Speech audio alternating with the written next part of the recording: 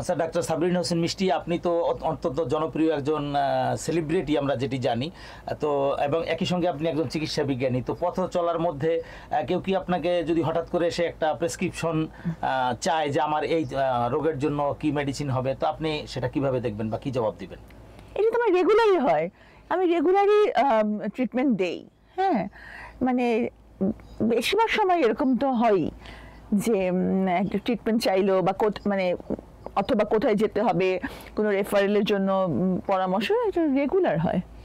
তো আপনি তো একজন সুন্দরী এবং অনেক দেখতে সুন্দর, যদিও আপনি একজন চিকিৎসক এবং আপনার দীর্ঘ ক্যারিয়ার, কিন্তু হঠাৎ করে যদি আপনাকে নায়িকা হওয়ার জন্য প্রস্তাব দেয় এবং পথে ঘাটে যদি এ ধরনের আপনাকে কেউ বলে, আপনার প্রতিক্রিয়া কেমন হবে? মানা করে দিব। আচ্ছা, চলচ্চিত্রের বা টেলিভিশনের প্রতি আপনার কোনো আগ্রহ আছে কিনা, বা যদি আপনাকে অফার করা হয়, এখন আমাদের যে চলচ্চিত্রের সংকট হয়েছে, সেই সময় যদি আপনাকে চলচ্চিত্রের জন্য ভূমিকা রাখার জন্য বলা হয়, আপনি কি বলবেন? আমাকে নিলে তো সংকট আরো বাড়বে, কারণ আমি অভিনয়ের জানি না।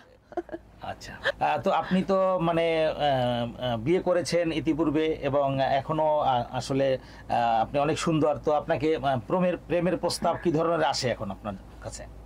ভালোবাসা, প্রেমের প্রস্তাব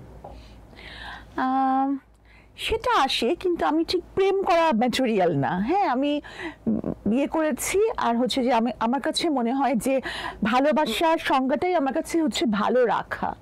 হ্যাঁ, যে আমাকে সাপোর্ট দিতে পারবে সব রকম, মেন্টাল, ইমোশনাল, তারপর হচ্ছে ফিনান্সিয়াল, হ্যাঁ, সোশ্যাল, সবচেয়ে বড় যে সামাজিক মর্যাদা, ওটাই আমার কাছে ভালোবাসা, ওটাই আমার কাছে প্রেম।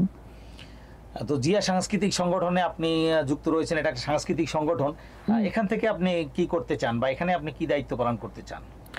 এখান থেকে তো আমরা প্রথমেই বললাম যে আমাদের যেটা মানে আমাদের 31 দফা বাস্তবায়নের জন্য যে কাজগুলো আছে, সেগুলো আমরা সব সংগঠনের পক্ষ থেকেই কিন্তু এই কাজগুলোর উপরেই ফোকাস রেখে কাজগুলো করা হয়।